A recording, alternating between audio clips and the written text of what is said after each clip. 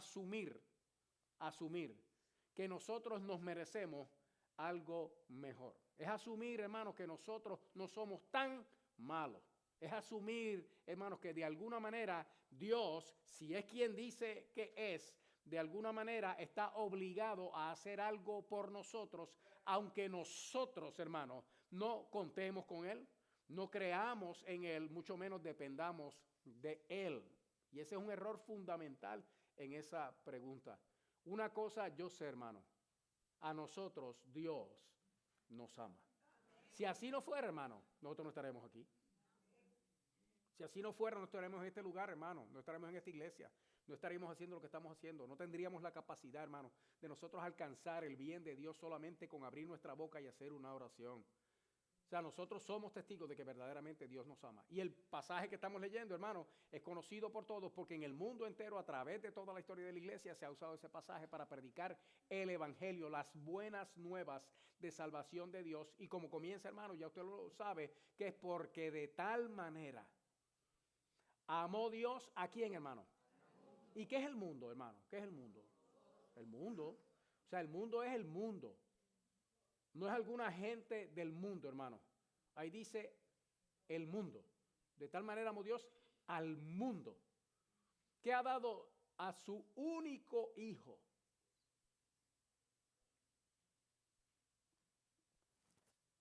Y quizá este sea el comienzo, hermano, de nuestra experiencia con Dios en este tiempo que vamos a estar entrando.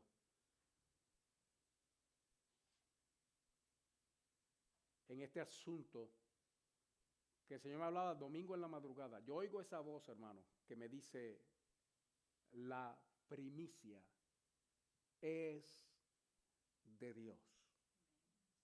Así, la primicia. ¿Qué es primicia, hermano? ¿Qué es lo primero? Lo primero es de Dios.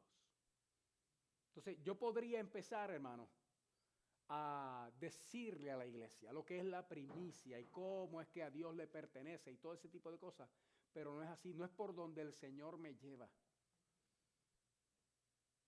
Es como si el Señor nos dijera a nosotros, mírame a mí y sigue mi ejemplo. Porque de tal manera amó Dios al mundo que ha dado, que Dios dio, hermano. Y entonces tenemos aquí un Dios, hermano, que es dador. Pero ¿a quién se lo da, hermano? Al mundo. Merecemos nosotros, hermanos, semejante regalo. Merecemos nosotros, hermanos, semejante sacrificio. Merecemos nosotros, hermanos, esas cosas. Esa es la gran demostración del amor que Dios siente por nosotros, hermanos. Y nosotros tenemos que empezar por ahí, porque si nosotros logramos entender cuánto Dios a nosotros nos ama, hermano, y abrazamos el amor de Dios, entonces vamos a entrar en una dimensión del conocimiento de Dios en nosotros que nos va a permitir disfrutarlo, saborearlo, hermano, sentirnos no solamente cerca de su presencia, hermano, sino también, como dice la Escritura, hermano, gozosos en su presencia. Y si usted se siente gozoso en la presencia del Señor, usted va a querer salir de ahí, hermano. Jamás, jamás. Si usted puede experimentar el amor de Dios y experimentarlo con gozo o en el gozo que produce la presencia del Señor, usted no va a querer salir de ahí. Y entonces, eso es una de las cosas, hermanos, que quizá entre nosotros más escasea. Por eso es que es necesario tratar esto desde este punto de vista. O sea, el Señor diciendo, mírame a mí, mírame y entiéndeme. Y cuando vemos este pasaje de la Escritura, una de las costumbres que nosotros tenemos, como y ha sido así a través de la historia, hermano, es que nos gusta agarrar un pasajito nada más y como que aislarlo de todo lo demás, y de eso hacemos una cosa tremenda, y a veces descuidamos lo que se llama el contexto. Mire el contexto conmigo de la palabra de Dios, hermano. Usted está ahí, ¿verdad? En Juan 3:16. ¿Está ahí? ¿Está ahí? Ok, vaya conmigo. Y mire el contexto. ¿Qué es lo que está pasando aquí? Para empezar, hermano, esto fue cuando Jesús fue visitado por Nicodemo, un principal, hermano, de los fariseos, un conocedor de la ley, de hecho un maestro de ella.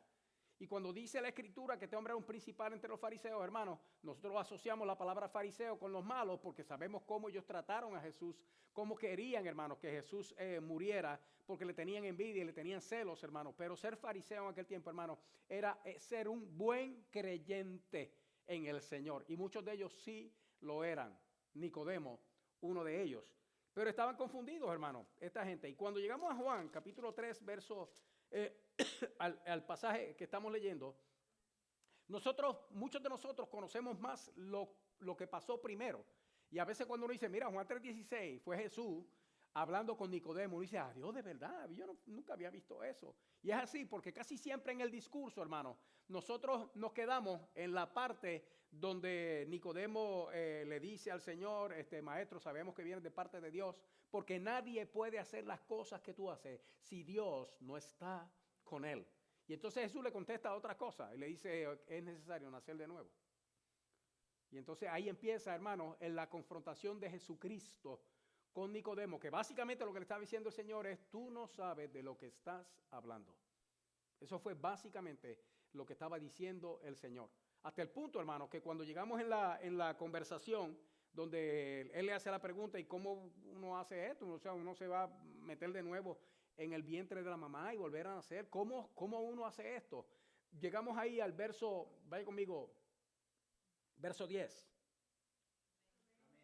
Respondiendo Jesús le dijo, ¿eres tú maestro de Israel y no sabes esto?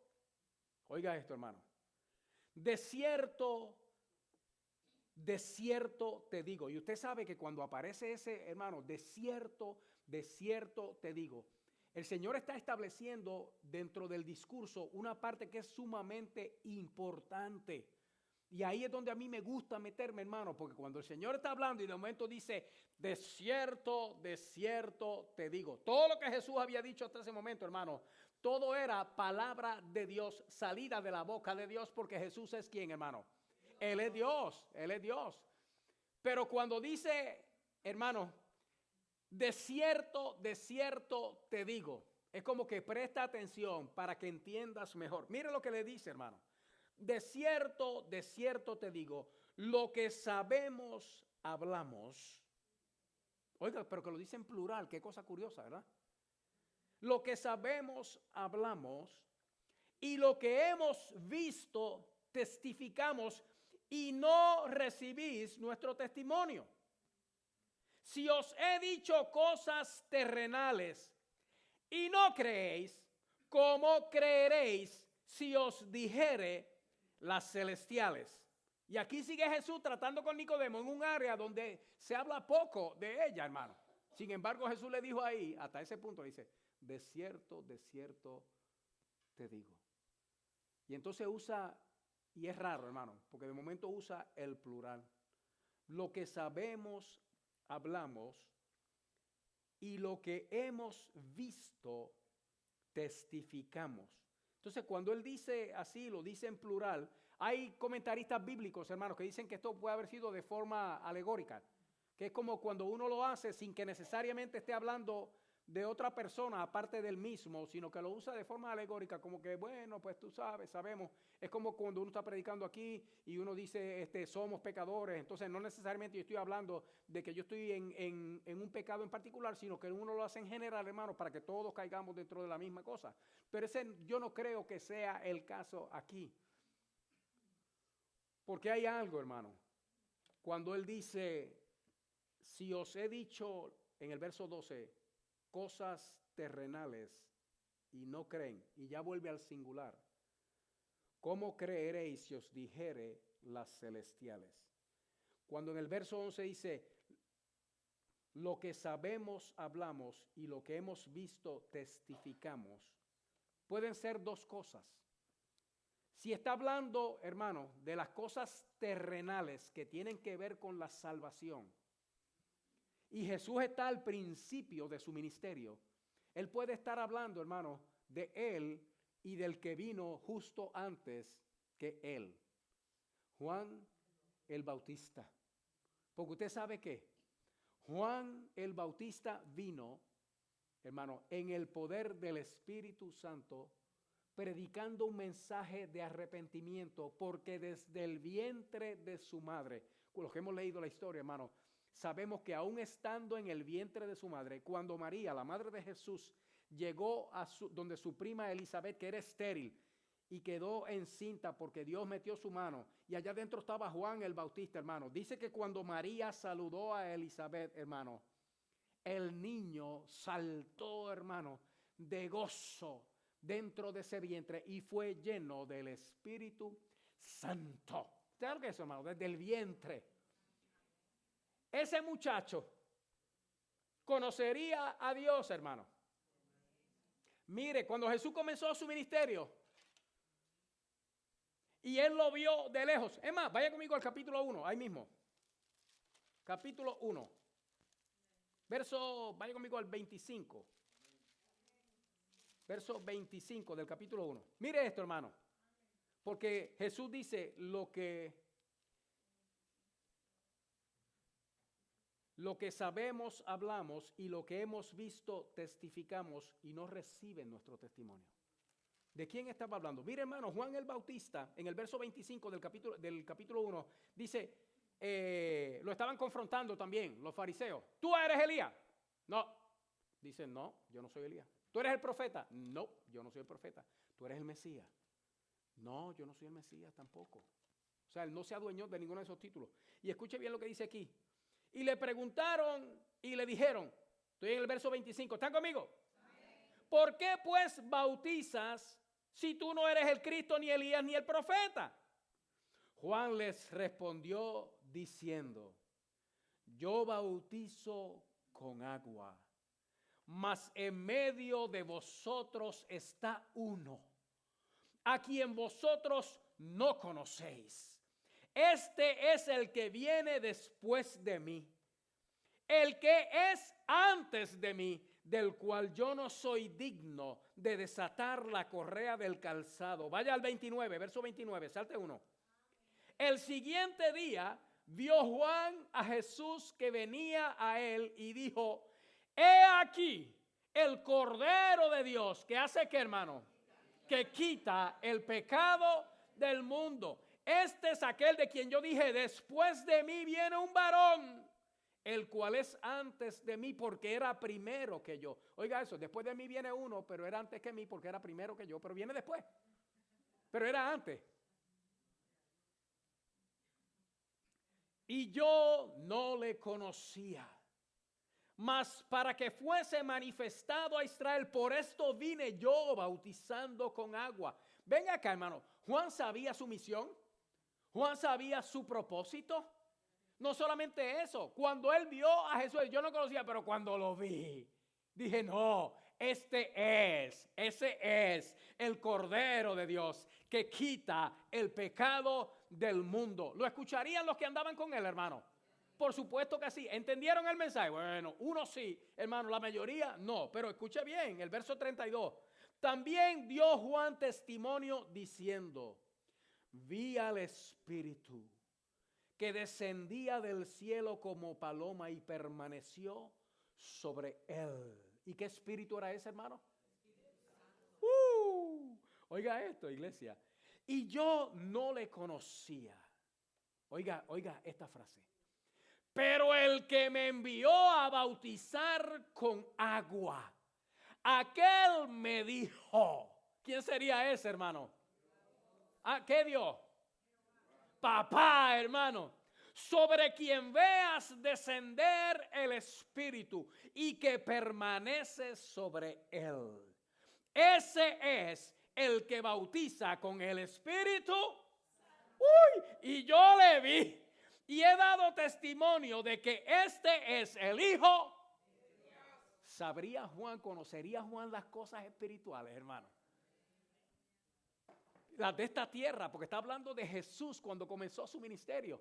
Era un hombre joven que venía por allí y de momento él sabe, hermano, y lo identifica. Claro, ellos eran primos, pero Juan pasó su vida, hermano, en el desierto. Dice que se vestía de pelo de cabra y comía langosta y miel, y no era langosta, hermano, de las de Red Lobster, que no sirven tampoco, de las del mar.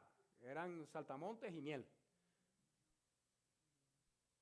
Y cuando él dice, yo no le conocía, hermano, era quizá no que no sabía que era su primo, sino que no sabía que su primo era el Mesías. Y cuando el que lo llamó, hermano, le dijo, sobre quien tú veas descender el Espíritu y que permanece sobre él. Es Dios hablando con Juan, hermano. Dice, tú estás bautizando en agua como yo te mandé.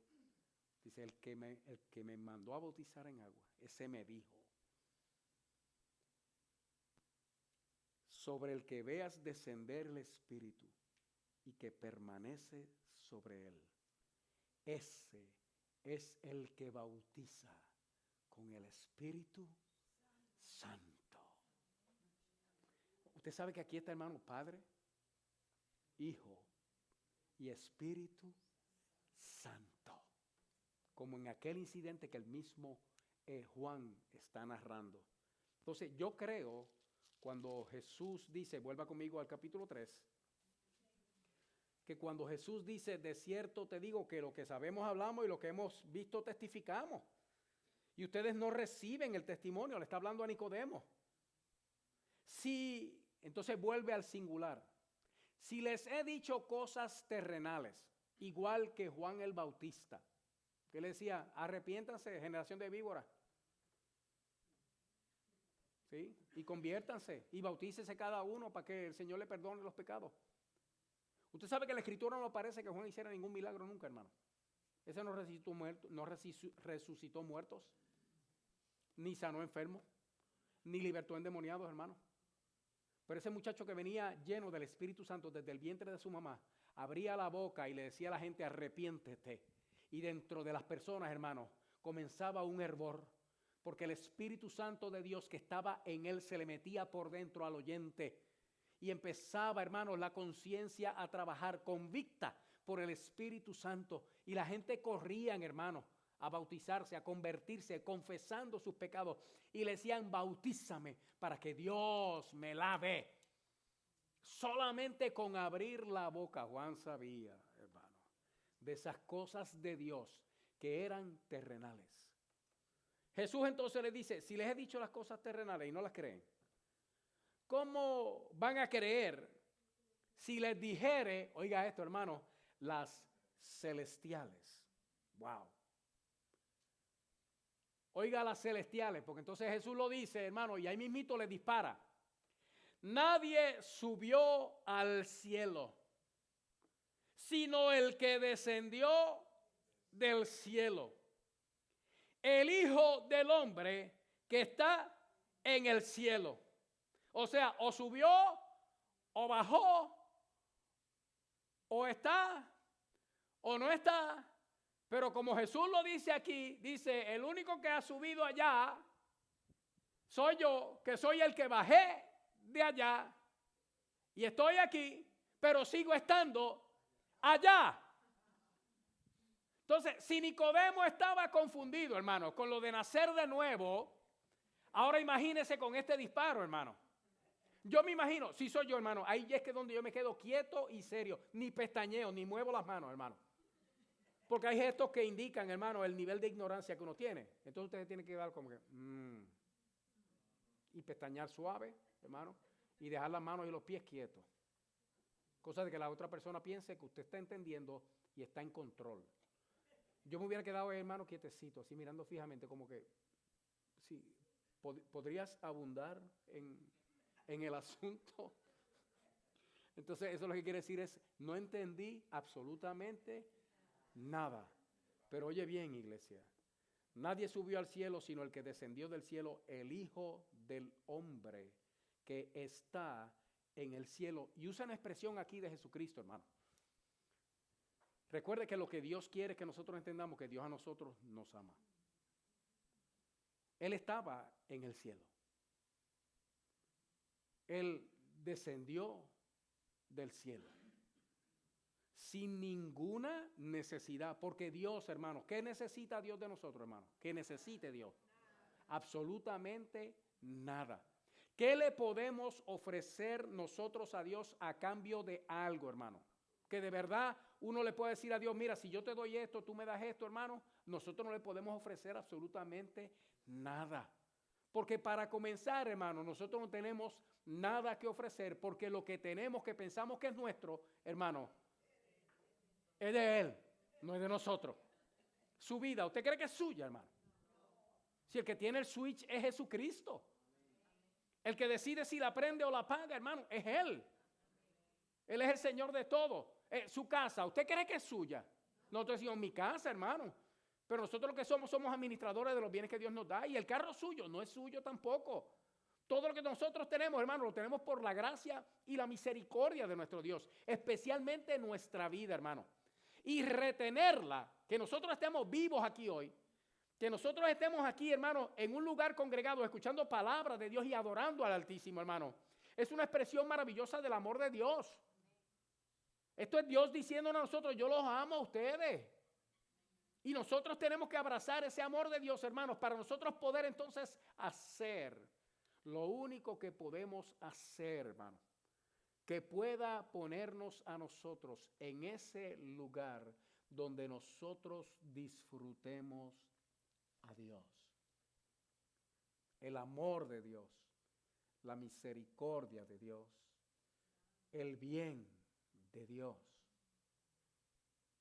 No la lucha que tenemos, hermano, el sub y baja, sino una experiencia más profunda, y es a donde el Señor nos quiere llevar. Porque Jesús no tenía que hacer nada de esto. Siga conmigo, mira, iglesia, el asunto aquí. Que Él usa un título. Usted sabe que eso que dice ahí, el Hijo del Hombre. Mire, hermano, si algo era Jesucristo, si algo no era Jesucristo, ¿era hijo de ningún hombre? ¿O si era hijo de un hombre? José fue el que tuvo que ver con María para que Jesús naciera, hermano. ¿Quién fue el que tuvo que ver con María para que Jesús naciera, hermano? ¿Quién fue? ¿Hubo algún hombre envuelto en ese asunto, hermano? Ninguno. ¿Y usted sabe qué? Que Jesús usa ese título en los 4 evangelios, se menciona 88 veces. De hecho, era el título favorito del Señor, el que más Él usaba cuando se refería a sí mismo, el Hijo del Hombre. Porque Jesús, porque estas son cosas, hermano, que uno dice, pero ¿y por qué ese título? Entonces, ya que ese título está ahí, y de todos los títulos que Él podía usar, el Mesías, el Cristo, el Hijo de Dios, y todos esos otros títulos que le pertenecen al Señor y que el Señor usa, hermano, ¿por qué usar más este? ¿Por qué llamarse a sí mismo el Hijo del Hombre? Y usted sabe que la respuesta no es complicada, hermano. Si algo hizo Jesús cuando descendió del cielo, ¿qué fue? ¿Qué fue lo que él hizo? Cuando él estaba allá, él dijo, nadie subió allá, sino yo que descendí de allá, el Hijo del Hombre que estoy allá. ¿Qué él hizo cuando descendió? Si lo vas a decir en una palabra, humilló. Se humilló. ¿Sabe a lo que vino Dios, hermano? A la tierra. ¿Sabe a lo que envió Dios? A su único hijo. Lo envió, hermano, a humillarse. Y como parte de esa misión, de todos los títulos que el Señor podía usar más frecuentemente, hermano, Él escogió el más humillante de ellos, aunque, escuche bien, aunque, y esto es una cosa muy mía, muy personal, hay otras personas que quizá la comparten conmigo también, aunque cuando Jesús dice que Él es el Hijo del Hombre, hombre ahí aparece con qué letra, hermano. ¿Con qué letra empieza? Con mayúscula. O sea que no está hablando de cualquier hombre o necesariamente de un hombre como nosotros. ¿Sabe de dónde yo me apego para entender ese título? Vaya conmigo a Daniel capítulo 7, rapidito. Daniel capítulo 7.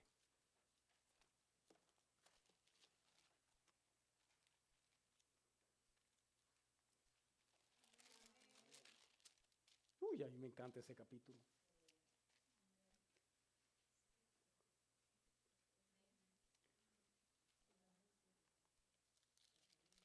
Mire, hermano, en ese capítulo 7 empieza a Daniel a tener una de esas visiones que son una revelación del futuro, hermano, del futuro de la humanidad. Inclusive hay cosas en el libro de Daniel incluidas dentro de esas visiones y revelaciones de Dios que todavía están por cumplirse, hermano.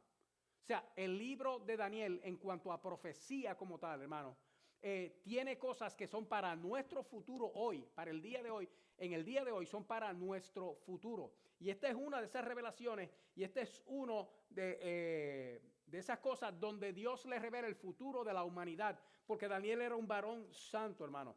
Y cuando llegamos ahí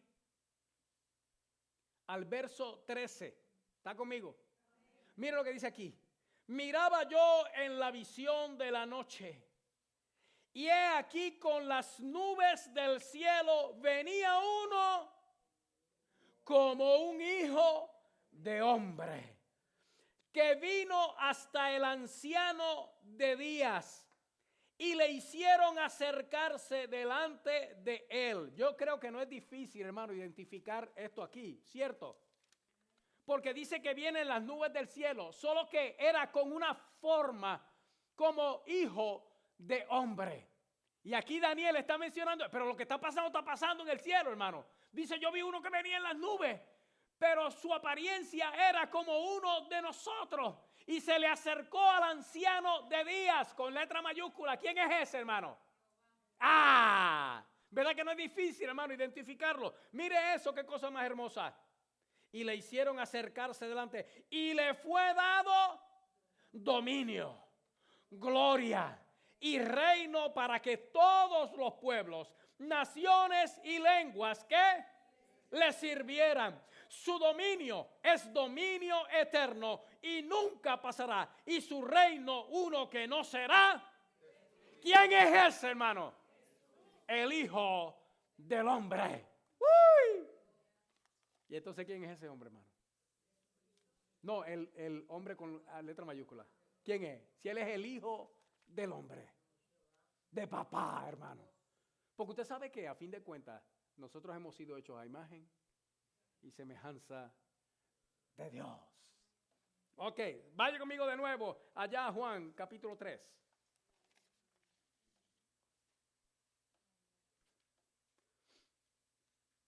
Porque entonces sigue Jesús diciendo cosas, hermanos, que son más que difíciles de entender, especialmente para Nicodemo. Nadie subió al cielo, sino el que descendió del cielo, el Hijo del Hombre que está en el cielo. Oiga, hermano, y mira lo que dice después, el verso 14. Y como Moisés levantó la serpiente en el desierto, así es necesario que el Hijo del Hombre sea, para que todo aquel que en él cree no se pierda, mas tenga vida. Y usted se fija aquí, hermano, que antes del 3:16, el 3:15 menciona lo que el 3:16 también menciona. Y hay una repetición inmediata, hermano, de este asunto. Pero escuche bien, porque aquí, hermano, recuerde que lo que estamos viendo es que Dios me ama. Dios me ama. Jesús está hablando con Nicodemo. Le está diciendo cosas terrenales. O sea, tú eres maestro de Israel y tú no entiendes estas cosas, mijo. ¿De qué planeta tú vienes? Sí, porque si yo te hablo de estas cosas y no las entiendes, las cosas terrenales, ¿cómo vas a entender las celestiales? Pues mira, te voy a decir cuál es mi misión. ¿Cuál es mi propósito? Yo estaba allá y ahora estoy aquí. Bajé aquí. Pero sigo estando allá. Y la razón por la que yo bajé es que como Moisés levantó la serpiente en el desierto. Usted se imagina a Nicodemo, hermano. Ahí es donde yo le digo, ya le estaba paralizado. Lo único que delataba, hermano, su estado emocional era la palidez de su rostro probablemente y la gota de sudor, hermano, gorda, que venía bajando, que no me pregunte, que no me pregunte, que no me pregunte, que no me pregunte. Así como Moisés levantó la serpiente en el desierto, así es necesario que el Hijo del Hombre sea levantado. Eso le vuela la cabeza a cualquiera. Para que todo aquel que en Él cree no se pierda, mas tenga vida eterna. Yo imagino a Nicodemo, ay Dios mío, ayúdame. ¿Qué es eso? De que como Moisés levantó la serpiente, yo conozco la historia. Es mi gente. Salieron del desierto, se rebelaron contra el Señor, una y otra vez lo importunaban con su incredulidad y con su cosa. Y un día, porque estaban en uno de esos episodios, murmuraron contra Moisés. Y el Señor se molestó con ellos. Y se molestó tanto por ellos murmurar de Moisés, que por qué los sacó de allá. Si la razón por la que ellos estaban donde estaban, si todavía estaban en el desierto, no fue culpa de Moisés, fue culpa de su misma desobediencia. Aquel camino era para atravesarlo en 3 semanas y entrar en la tierra prometida, pero por incredulidad entonces tuvieron que volver al desierto, para entonces estar ellos por su incredulidad, por su desobediencia, por su pecado. Entonces estar ahora acusando a Moisés de lo que ellos eran responsables y no Moisés. Yo sé eso. Y el Señor les manda juicio. Serpientes ardientes, que venenosas. Serpientes venenosas, que los mordían. Y empezaron a morir, y a morir, y a morir. Hasta que el clamor de ellos llegó donde Moisés y llegó delante de la presencia del Señor. Y el Señor le da instrucciones a Moisés, hermano. Oiga, qué cosa. Vete, cógete unas matitas de aquellas que hay en el desierto, que son buenísimas. Y cuando la serpiente lo pique, se la untas ahí, le pones una plasta de eso ahí, y allá el muchacho quedó sano. ¿Podía Dios hacer eso, hermano? ¿Podía Dios hacer eso? Podía decirle, pon la mano sobre él y ora. Ora por el pueblo entero, que yo lo sano. Si total, hermano, Moisés era el que de momento levantaba la vara y se llenaba Egipto de rana y se llenaba de mosca. Con una levantada de vara, hermano, con un azote se abría el mar o se abría el río. O sea, estamos hablando que allí Dios podía haber hecho cualquier cosa, hermanos, milagrosa, instantánea a favor de todo el pueblo. Que igual que Dios, hermanos, castigaba a los enemigos de Israel, así al otro día amanecían todas las serpientes muertas. Y sin embargo Dios le dice, no, hazte una serpiente de bronce y la pones en un asta y la pones allá. Para que cuando ellos miren, si son mordidos por la serpiente, miren y mirando a la serpiente, sean sanados.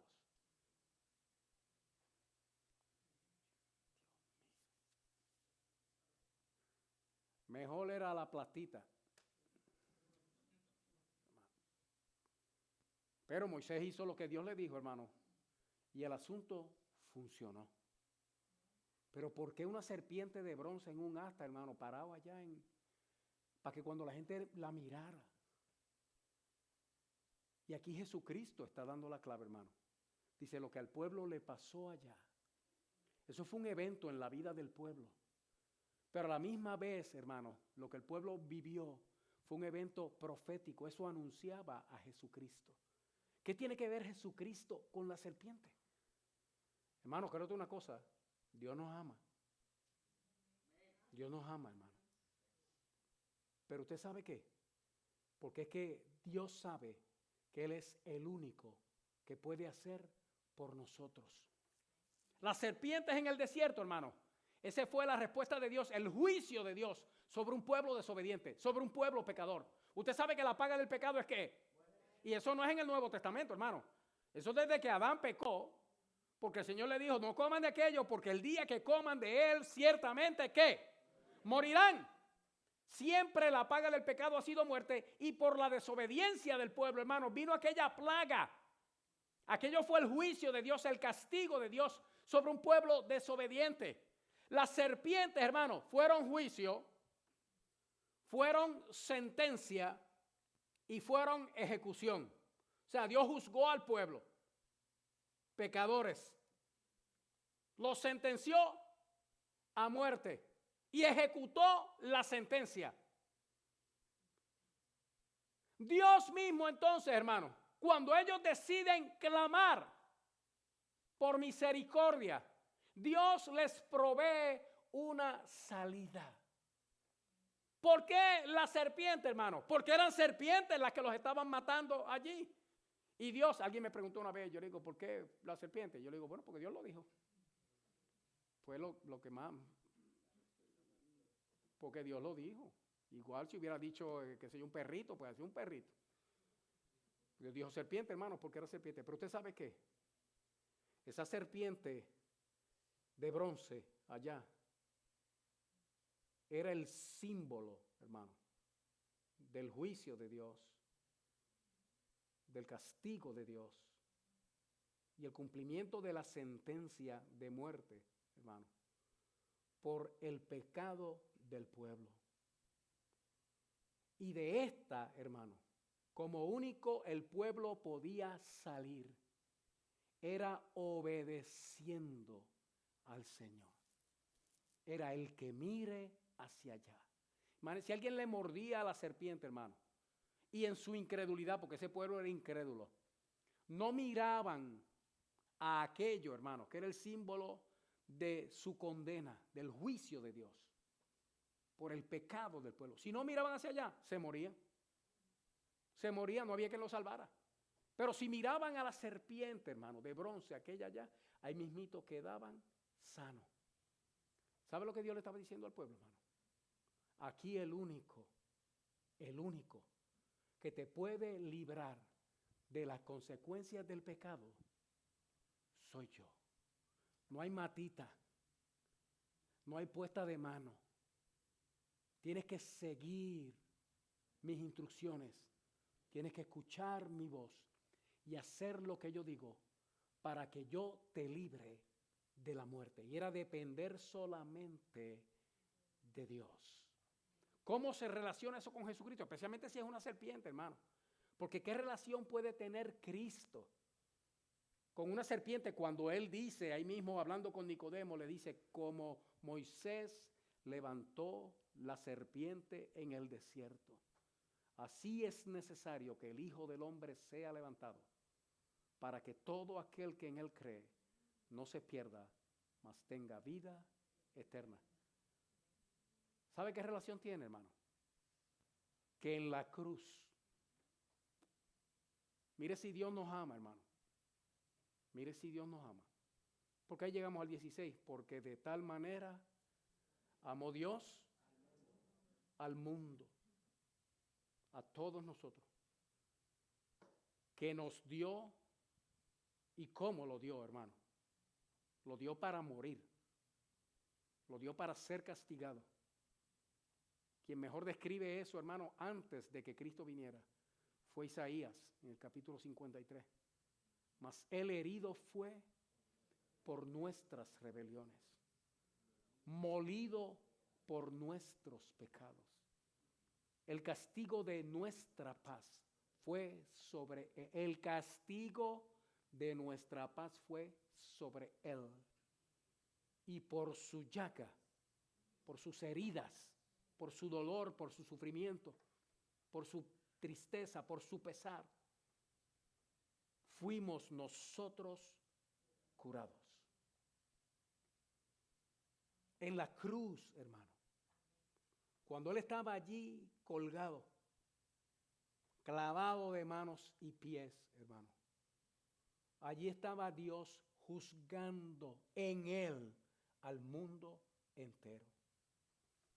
Estaba su Hijo sufriendo su castigo, para que nosotros no tengamos que ser castigados, pagando nuestra deuda, para que nosotros no la tengamos que pagar, porque no hay forma en que nosotros podamos pagar esa deuda, no la hay. Había que ser santo para poder satisfacer, hermanos, la santidad de Dios. Y de nosotros santos no hay ni uno. Somos santos, hermanos, porque Dios nos adjudica esa su santidad.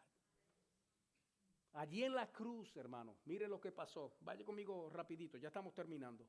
Colosenses capítulo 2. Colosenses 2. ¿Usted cree que Dios nos ama, hermano? En el capítulo 2 de Colosenses, rapidito, verso 13. Y a vosotros estando muertos en pecados y en la incircuncisión de vuestra carne, ¿qué hizo? Os dio vida juntamente con él, perdonándonos ¿qué? Todos los pecados. ¿Qué hizo Dios cuando permitió? Dios Padre. Porque cuando el 3:16 dice, porque de tal manera amó ¿quién? Dios, y eso es Teos, Dios, al mundo, que ha dado ¿quién? A su Hijo. Entonces Dios es ¿quién? Es papá. De tal manera papá nos ama, hermano.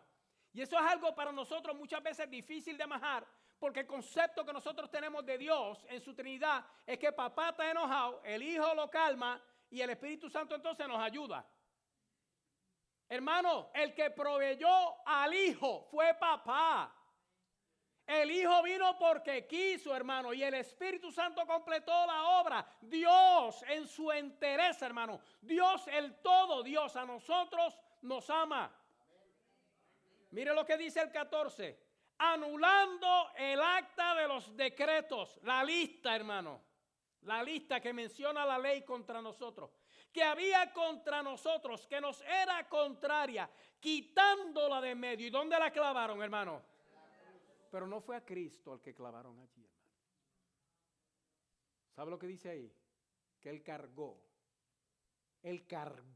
hermano, todos nuestros pecados. Como Moisés levantó la serpiente, como Moisés levantó aquello que era el símbolo del juicio de Dios, la condena de Dios y la ejecución de Dios.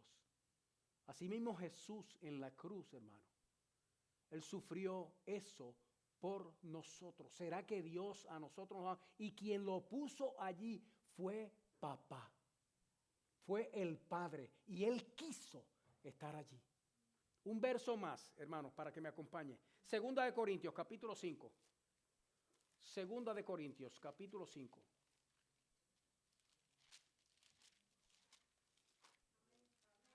Vaya conmigo al verso 21, para que lo entienda bien.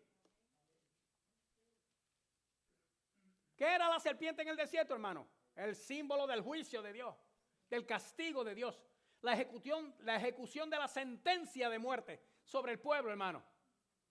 Jesús fue lo mismo cuando fue colgado clavado en aquella cruz, hermano, por voluntad de Dios Padre a favor de nosotros. Oiga bien, verso 21, el último verso del capítulo 5, ¿está ahí conmigo? Al que no conoció pecado, por nosotros lo hizo pecado. ¿Quién lo hizo pecado? ¿Quién lo hizo? Dios, papá, para que nosotros fuésemos hechos justicia de Dios en él. Hermano,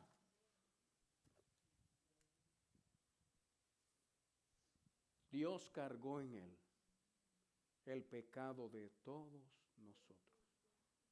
Con el único propósito, hermano, Dios no necesita nada. Él nos ama a nosotros. Él no necesita nada, pero Él nos ama a nosotros.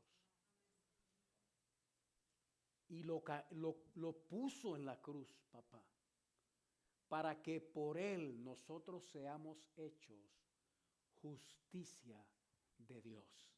Que ahora Dios nos mira por el sacrificio de Jesucristo. Hermano, ¿y usted sabe cómo nos llama? Justos y santos. ¿Quién de nosotros, hermano, con toda honestidad podrá decir, yo soy justo y yo soy santo? Ah, hermano. Y sentirse satisfecho con su justicia y su santidad. Hermano, eso nosotros lo somos porque uno fue levantado en una cruz, fue juzgado, fue condenado y se ejecutó la sentencia de mi pecado sobre él. ¿Usted sabe por qué, hermano? Porque Dios a ti te ama. That's it, hermano. Y termina entonces el pasaje en el capítulo 3. Volvemos al capítulo 3, verso 16. Porque de tal manera amó Dios al mundo, que ha dado su Hijo unigénito para que todo aquel que en él cree no se pierda, mas tenga vida eterna. Verso 17, nunca lo suelte, hermano. Porque no envió Dios su Hijo al mundo para condenar. Usted lo está viendo, hermano. Dios no envió a Cristo a condenar al mundo. Porque no envió Dios su Hijo al mundo para condenar al mundo, sino para que el mundo sea salvo por él. Dios te ama. A nuestros hermanos allá en Facebook, Dios te ama. A mí Dios me ama. A nosotros, hermanos, todos. Dios nos ama.